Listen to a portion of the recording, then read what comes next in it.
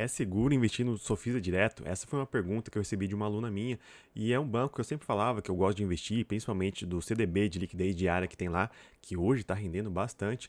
Então muitas pessoas acabam perguntando, mas vale a pena mesmo investir no Sofisa, né? Nunca ouvi falar dele, é um banco digital. Então nesse vídeo bem rápido, direto ao ponto, eu vou tratar dos principais pontos que você deve saber para saber sobre a saúde financeira do Sofisa. Então, o que eu gosto de analisar aqui? Eu gosto de olhar aquela demonstração financeira, né? Quando o banco ele apura seus resultados, ele divulga isso na internet e eu consegui acessar os resultados do primeiro trimestre de 2022. Então, esse aqui foi o mais recente que eu consegui pegar. Peguei direto do site de relacionamento com investidores do Sofisa Direto.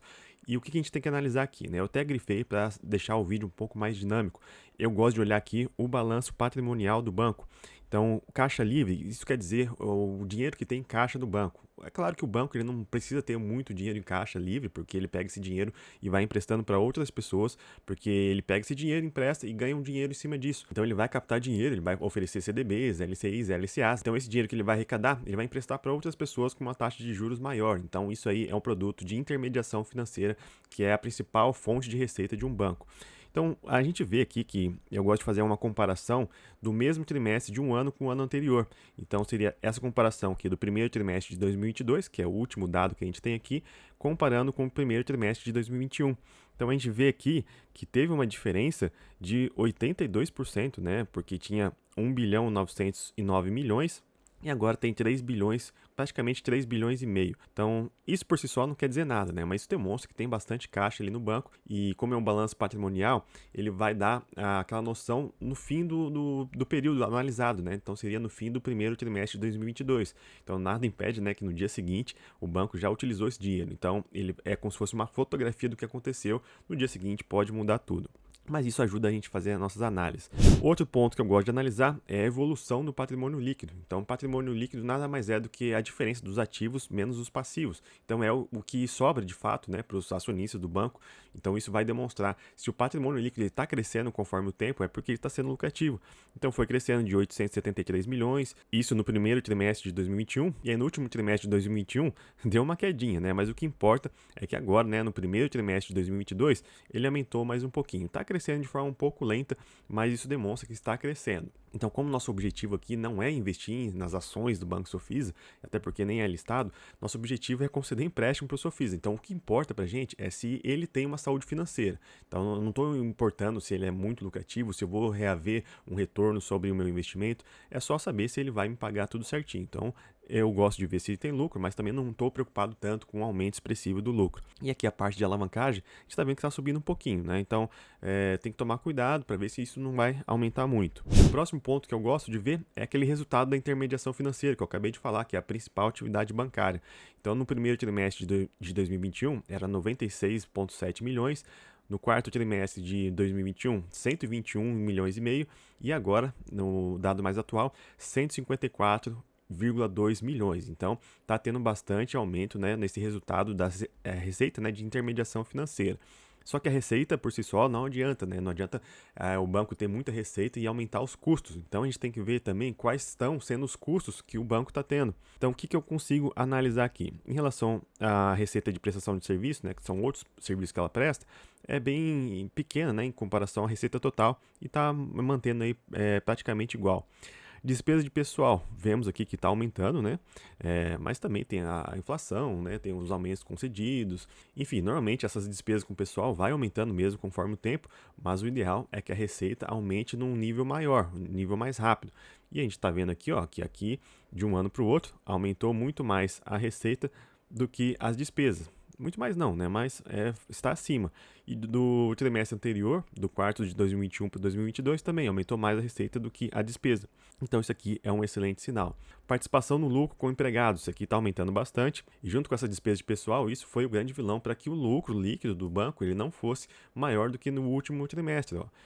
Aqui foi 43,8 milhões e agora deu uma baixadinha para 41,2. Mas se a gente analisar aqui de ano a ano, deu um aumento aí de 10 milhões. Então está tendo aí um aumento no lucro. Então, para mim, está tudo ok. Outro ponto que eu gosto de analisar muito é o ROI, o retorno sobre o patrimônio líquido. Se ele está conseguindo dar retorno para o patrimônio líquido, então quanto maior esse número, melhor. A gente vê que deu uma quedinha aqui do quarto trimestre para o primeiro trimestre de 2022, mas comparando com o ano passado também está maior, então tá legal. Mais um ponto muito importante é esse aqui, é o índice de eficiência. Esse índice é muito utilizado para bancos. Eu fiz até questão de colocar aqui, né? O que significa esse índice de eficiência? Indica quanto custo para o banco para gerar receita. Então, ele está gerando receita, mas a qual custo está sendo, né? Então, quanto menor esse índice, é melhor para o banco. Então, esse índice significa despesas divididos pela receita. Então, por isso que quanto menor esse índice é melhor. E analisando outros bancos, a gente vê que a média é entre 50% e 70% esse índice de eficiência. E aqui o Sofisa está mantendo aí no patamar de 40 e poucos por cento, quase 50%. Então demonstra que está sendo muito bom aqui na sua gestão de custos. E também esse índice de Basileia, que é toda a análise de banco que a gente faz, a gente vai ter que olhar isso aqui. Significa que para cada R$ 100 que o banco está emprestando aí, ele tem pelo menos 15 e 20. Então, 15 e 20 é capital próprio, o resto é de capital de terceiros. Então, quanto mais alto esse índice de Basileia, isso significa que ele tem o capital próprio aí disponível. Então, ele consegue arcar com suas consequências caso aconteça alguma coisa. Se esse índice é muito baixo, ele vai ter problema para poder pagar alguém, algum credor, caso precise de um valor maior. Então, o Banco Central recomenda que seja pelo menos 11% o valor mínimo de índice de Basileia, e vemos aqui que está mantendo bom, entre 16% e 15%, é um índice excelente. Aqui também não pode ser muito alto, porque se esse índice é muito alto, isso significa que o banco não está emprestando dinheiro. E se ele não está emprestando dinheiro, ele não vai gerar lucro. Então, por isso que tem que ter um meio termo, um pouquinho acima de 11%, eu acho legal. Isso dá bastante eficiência para o banco. E aí um ponto que eu não gosto muito, né, essa questão da PDD e operações de crédito. PDD significa provisão para devedores duvidosos. Então eu estou vendo aqui que está aumentando, né? Era 1.4, 1.6, 1.8. Então isso significa que eles estão vendo, né, estão vislumbrando maiores calotes. O resultado disso é um pouco previsível, né? Porque a taxa de juros aumentando, está ficando mais caro os empréstimos. Então é natural mesmo que dê um aumento, mas isso aqui a gente tem que ficar de olho. E também aqui esses atrasos superiores a 90 dias, isso significa aquelas pessoas que deixaram de pagar por mais de 90 dias, provavelmente vão ser inadimplentes. Então isso acaba piorando, né, a carteira de crédito do banco. Então está aumentando um pouquinho também. E aí nesse ponto, né, que eu fico um pouco de olho, essa questão da inadimplência e provisões para perdas, complementando o que a gente acabou de falar, o que eu vejo aqui, né, que a carteira de créditos DH são aqueles piores créditos que o banco tem. Então, o que eu vejo aqui que está aumentando? Antes era 173 milhões, agora 196,6 milhões. E aí tinha uma provisão de 58 milhões e agora está tendo uma provisão de 65 milhões. Então isso aqui corrobora o que eu falei no slide anterior, está tendo uma piora da carteira de crédito, então se isso aqui continuar a aumentar, é um fator que a gente tem que ficar de olho. Mas por enquanto não é uma coisa que está me preocupando, muito embora, como eu falei, estou de olho. E aí para finalizar, aquele aumento do patrimônio líquido que eu comentei no começo aqui desse vídeo, está aumentando, se está aumentando é porque está criando valor. Como eu falei, eu não estou preocupado nesse aumento exponencial do patrimônio líquido, o que importa é ver a saúde financeira do banco. Para mim está tudo ok, continuo investindo tranquilamente. O único problema que eu vejo no Sofisa Direto é o aplicativo, que eu não gosto muito. Se você fizer investimento pelo site também, eu acho um pouco lento. E algumas vezes não funciona, eles ficam em manutenção. Já aconteceu comigo umas 2, 3 vezes, eu precisei olhar, eles estavam em manutenção. Depois eles se desculparam, né, mandaram um e-mail falando que pedindo desculpa pelo ocorrido e oferecendo investimento bônus. Mas como é uma reserva que a gente está investindo nele, normalmente as pessoas vão investir nele por causa do CDB de liquidez diária, pagando 110% do CDI, que é um excelente CDB, mas pensa, se você está utilizando isso para reserva de emergência, vai que naquele justo momento que você precisa, você não consegue acessar o aplicativo ou o site. Então é um ponto que eu estou levando em consideração também. E por fim, a nota de crédito tem a nota boa, né? AA+, AA-, aqui A+. Então não tem nada que desabone o Sofisa Direto. É um banco bom sim para investir, está bem sólido. Ele não é um banco muito grande, né? Então as pessoas às vezes não gostam de investir em banco pequeno, mas por enquanto, com esses dados que estamos vendo aqui, não tem motivo para preocupação. Eu continuo investindo nele tranquilamente, mas principalmente naquele CDB de liquidez diária, fazendo aquela advertência que eu acabei de fazer. E agora um último recadinho, né? Uma forma para você ganhar R$ 100 muito fácil. O Sofisa ele tem um bônus de indicação que normalmente é R$ 50. Cada vez que você indica uma pessoa e essa pessoa abre a conta lá e faz um investimento conforme essas regras aqui, tanto você que indicou quanto a pessoa que abriu a conta e fez esses investimentos, ganham R$ 50. Só que de vez em quando eles fazem essa promoção em dobro. E essa promoção vai começar amanhã, dia 15/8, segunda-feira. Então é uma forma muito legal para você ganhar R$ 100 de forma muito fácil e para você fazer bons investimentos. Então, se você ainda não tem a conta no Sofisa, eu vou colocar meu código de indicação aqui para você ganhar R$ 100. Eu também ganho, né? Já estou deixando bem claro isso. Só que é uma forma muito fácil para você ganhar esses R$ 100. E o que é o melhor? Se você já tem essa conta, não esquece, pega seu código e vai passando aí para os seus amigos, familiares, para todo mundo ganhar R$ 100.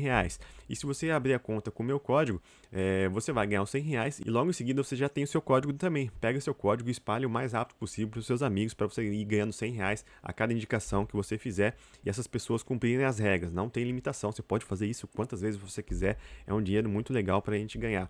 Quais são as regras? Você tem que investir pelo menos R$ 1.000 e não pode ser em qualquer investimento, tem que ser aqueles que vão ter investimento acima de 60 dias.